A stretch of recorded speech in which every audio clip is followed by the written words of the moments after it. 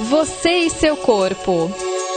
Oferecimento: Vivenda do Brasil, cosméticos inteligentes. E hoje o quadro Você e seu corpo traz como tema DNA. Sei que bastante gente se interessa por esse assunto e a matéria realmente é muito interessante, veja só. No quadro Você e seu corpo de hoje, nós vamos falar sobre um tema muito interessante, que é o DNA. Para isso, vamos entrevistar o geneticista Dr. Agnaldo Luiz Simões.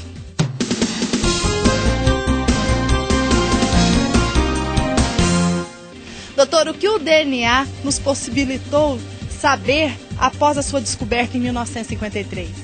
Bem, a descoberta do DNA é um pouquinho anterior a 1953, mas nessa década foi descoberta a sua estrutura, foi finalmente elucidada a sua formação química e toda a sua estrutura que permitiu nós sabemos como o código da vida se transmite de uma geração para outra, mantendo as características individuais, a característica da espécie, de uma geração para outra.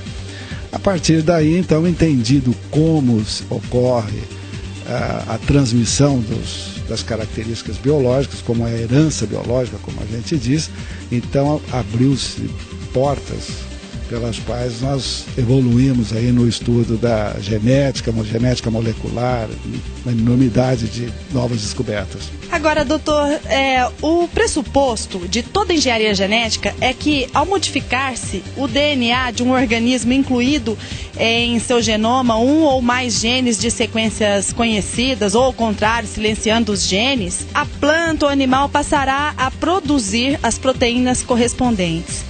É o que se faz com as plantas transgênicas e os resultados obtidos são sempre os efeitos que se esperam? Bem, apesar de tudo que se diz, ainda é muito pouco para a gente ter uma segurança absoluta com relação aos resultados que se pretende.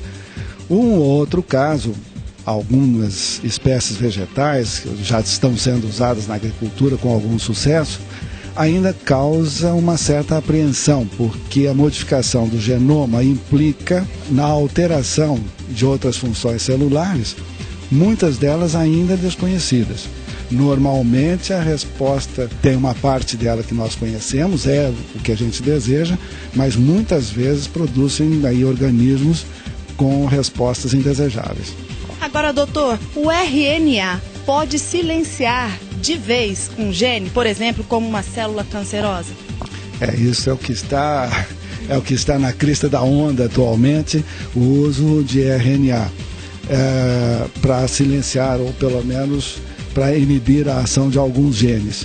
E é um assunto que, como eu disse, é extremamente recente, rendendo aí recentemente um prêmio Nobel, e pode silenciar.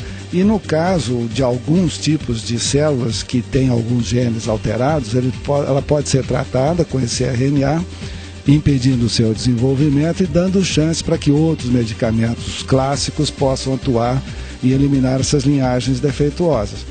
Mas o grande uso que tem sido feito é para, silenciando alguns genes, saber exatamente o que eles fazem. Então é exatamente uma descoberta da fisiologia normal que tem sido a grande importância dessas moléculas que estão atualmente sendo estudadas. Muitas pessoas acreditam em um destino que os seres humanos são capazes de se modificar com as ferramentas da engenharia genética. O que o senhor acha, doutor? Eu acho que o genoma humano confere ao indivíduo muito mais capacidades do que limitações. Tá? Então, o nosso destino, vamos dizer assim, se é que existe algum, é traçado dentro de uma amplitude muito grande de possibilidades que o nosso genoma nos oferece.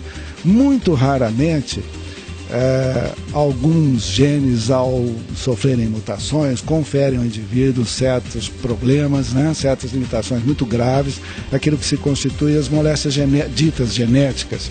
Mas isso é, na verdade, uma coisa mais rara.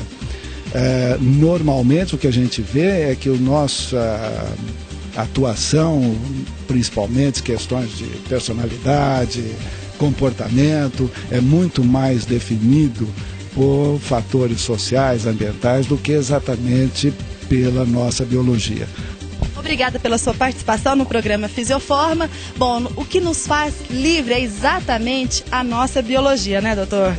Isso nos faz livre, gente. Mas olha, na semana que vem nós voltamos com mais novidades para você e o seu corpo.